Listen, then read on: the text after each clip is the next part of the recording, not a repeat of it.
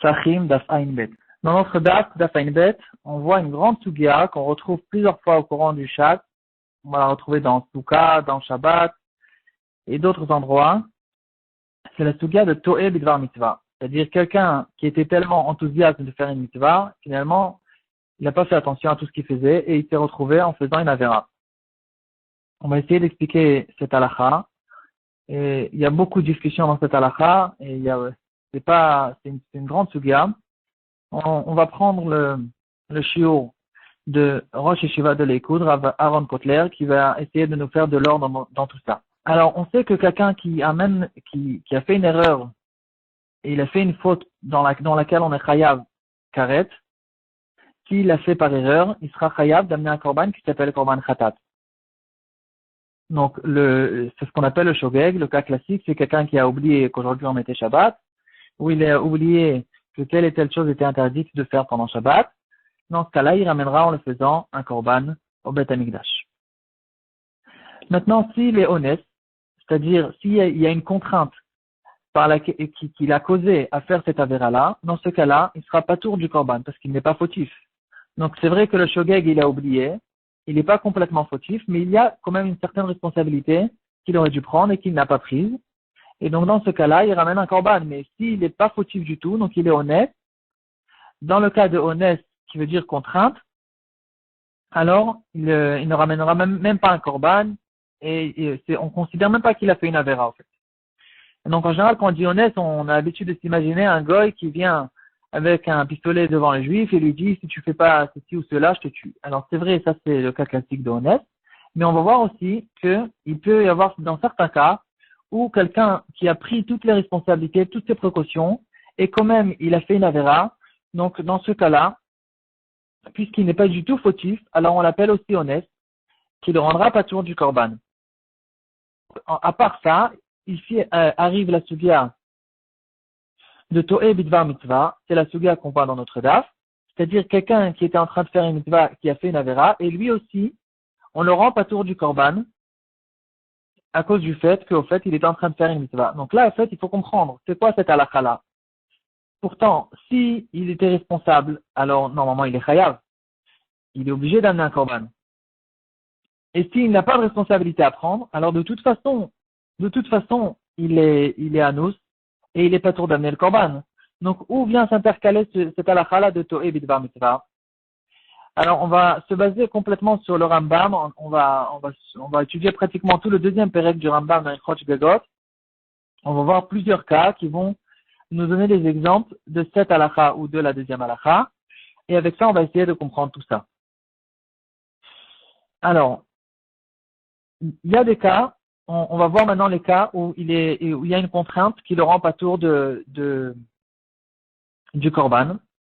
Donc, même s'il n'a aucune mitzvah, il n'était pas encore en train de faire une mitzvah, dans certains cas, il n'a pas de responsabilité. On va le retrouver par exemple dans la halakha Yud, dans le Rambam, à propos d'un Kohen qui fait une shrita d'un agneau de Korban Pessah pendant Shabbat, ce qui est complètement moutard.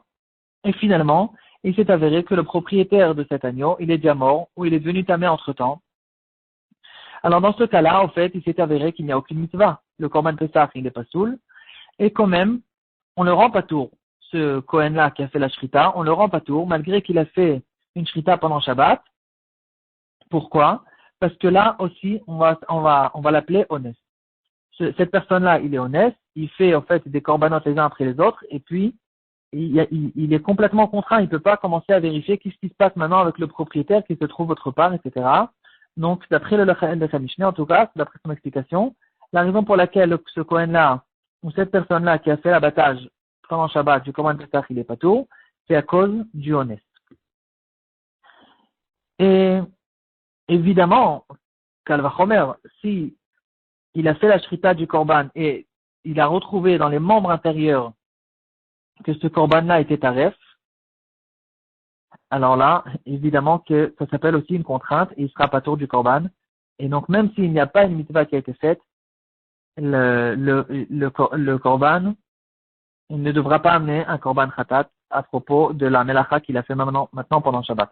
Par contre, si il y a un défaut extérieur et donc il aurait dû le vérifier. Donc ici, il est fautif, et il devra amener un korban khatat. Ça, c'est les cas habituels de honnête que, à cause d'une contrainte, on le rend pas tour du korban. Maintenant, où on retrouve les cas où on le rend pas tour du korban khatat à cause de la halakha spéciale qu'il y a dans To'e Bidvar Mitzvah, il s'est trompé en faisant une mitzvah. Alors là, il faudra savoir qu'il y a deux conditions. Il y a deux conditions avec lesquelles on dira qu'il sera pas tour du korban à cause de cette halakha-là de To'e Bidvar Mitzvah. Première condition, c'est que si finalement il a fait une mitzvah, mis à part la Avera, il y a une mitzvah qui a été faite, et ça c'est d'ailleurs une machlokat entre Rabbi Yoshua et Rabbi Meir, mais la halakha est tranchée comme Rabbi Yoshua. Et deuxième condition, c'est qu'il n'y a pas ici un manque de responsabilité, un manque d'importance, ou un manque d'attention qui lui a causé à faire cette chose-là. Alors on va voir plusieurs exemples, ça va nous aider à comprendre aussi. Alors, dans la halakha, dans le Rambam, on voit un cas intéressant à propos de deux bébés qui étaient devant nous et le Moël est arrivé pour faire la Brit Mila, mais en fait, il fallait faire la Brit Mila que d'un seul des deux. Un avait la Brit Mila le Shabbat, l'autre avait la Brit Mila après Shabbat, par exemple. Et finalement, le Moël, il a fait la Mila des deux bébés. Or, on sait que de faire la Mila, si ce n'est pas une mitzvah, c'est une avéra pendant Shabbat. Alors quand même, le Moël ne devra pas amener un korban khatat.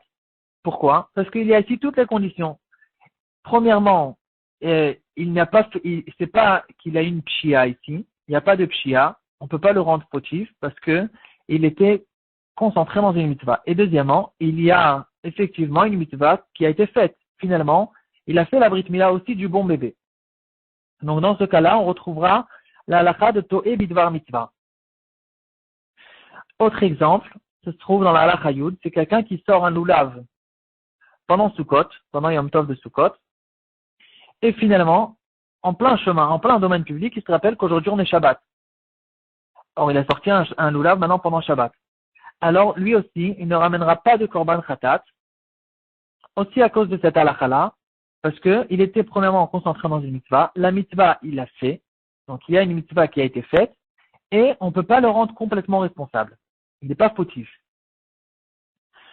Troisième exemple, c'est en revenant sur Korban Pessah, c'est un Kohen qui avait devant lui un agneau et il a fait l'abattage pour le Korban Pessah. Et finalement, il s'est avéré que le propriétaire s'est trompé et il a amené un agneau qui n'était pas du tout désigné un Korban Pessah, il était désigné un autre Korban. Dans ce cas-là aussi, on retrouve la halakha de To'e Bidvar Mitzvah parce que il y a une mitzvah qui a été faite, parce qu'il a approché un korban, malgré que ce korban-là, normalement, ne repousse pas Shabbat, c'est que le korban Pessah qui repousse Shabbat, mais il y a ici comme un korban qui a été fait. Et premièrement, et deuxièmement, il n'est pas fautif. Le Kohen n'est pas fautif, parce que il était en train de faire des korbanot Pessah, et donc il s'est trompé, donc, dans ce cas-là aussi, il sera pas tour. Par contre, s'il avait devant lui une brebis femelle, ou carrément c'était un veau par exemple, que c'est un animal qu'on ne peut pas du tout amener pour le korban Pessah, dans ce cas-là, puisqu'il y a une pshia, il est fautif et il ramènera un korban, comme quoi il a fait une shrita pendant Shabbat qu'il ne devait pas faire. Et un dernier exemple, on va le retrouver dans la halakha Tet Dain dans le Rambam, c'est quelqu'un que le soir de Pessah, il a devant lui deux grillades, deux viandes grillées, dont l'une c'est korban Pessah, et le deuxième c'est carrément un korban dont le temps est passé, donc c'est un notar qu'on n'a pas le droit de manger, et il s'est trompé, il a mangé le notar. Alors dans ce cas-là, c'est vrai que, point de vue la responsabilité, on ne peut pas le rendre fautif, complètement, mais puisque finalement la mitzvah n'a pas été faite, parce qu'il a mangé que quelque chose qui était interdit à manger, et même si peut-être qu'il a mangé plus tard le korban Pessah, ça n'a aucun rapport. Donc en tout cas, il n'y a pas de mitzvah qui a été faite, donc il manque ici, dans ce dernier cas, la deuxième condition, et dans ce cas-là aussi, on le rendra chayav du korban. Donc au fait, ici, ce qu'on retrouve, c'est qu'il y a trois degrés de responsabilité. Il y a celui qui est shogeg complètement, et donc cette personne-là, il sera chayav khatat. Maintenant, il y a celui qui est honnête. Donc, il a une contrainte. L'erreur, elle est tellement grande qu'on considère ça comme une contrainte. Et dans ce cas-là, il sera pas tour du korban. Et il y a un cas intermédiaire. Ce cas intermédiaire, c'est là, ici rentre la halakha de To'e Bidvar Mitzvah, que d'un côté, il n'a pas fait vraiment une pshia, mais d'un autre côté, la contrainte, elle n'est pas vraiment suffisamment grande pour qu'on puisse dire que même si ce n'était pas une mitzvah, il aurait été patour. Et dans ce cas-là, on va retrouver les halakhot où, si finalement il y a une mitzvah qui a été faite, alors on rendra patour du korban. Voilà, comme ça sort d'après l'explication de Rav Aaron Kotler. Pour finir, on va ramener un Ben Ish Chai très intéressant qui va nous ramener une halakha actuelle à ce propos-là, qui va nous expliquer comme quoi une contrainte, c'est pas d'afka quand il y a un goy devant nous qui nous force à manger. Il peut y avoir une contrainte quand quelqu'un, il n'a aucune responsabilité, il a pris toutes ses précautions et quand même, il est patour. Alors, ceux qui aiment les références, le Ben Ish Chai, on le retrouvera à deux endroits. On le retrouvera dans le Shutra Stahalim, dans le quatrième tome et le Siman He, c'est-à-dire les Simanim qui se trouvent à la fin du livre, et aussi dans Torah Lishma, dans le Siman Reshud. Il parle de quelqu'un qui rentre par exemple dans un restaurant avec une bonne ashgacha, et il connaît même le propriétaire, en faisant très attention. Finalement, il est rentré dans le restaurant et plus tard, il s'est avéré qu'il a mangé taref dans ce restaurant-là. Ou bien, il lui est arrivé avec une pomme, par exemple, il lui est arrivé ce que les gens ils demandent. Qu'est-ce qui est plus grave que de trouver un verre dans une pomme? Alors, on répond, ce qui est encore plus grave que ça, c'est de trouver un demi-verre. Alors, c'est ce qui lui est arrivé. En mangeant la pomme, il a compris qu'il a mangé un demi-verre. Or, on sait qu'une pomme, c'est pas un fruit qu'on a besoin de vérifier normalement. Donc, dans ce cas-là, il dit le Ben Ish Chai qu'il n'a pas besoin de kapara parce que on considère ça comme un honnête du moment qu'il a pris toutes ses précautions.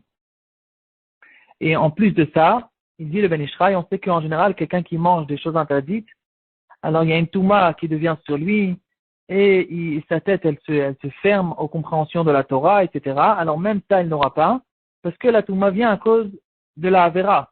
Or lui, il n'a pas fait une Avera, on ne considère pas ça comme il a fait une Avera, on considère comme si qu'il était contraint de la faire du moment qu'il a pris toutes ses précautions. Et donc dira le Ben Ish Chai que même ça, il n'y a pas, il faut juste qu'il fasse des filotes pour que ça ne lui arrive pas encore une fois.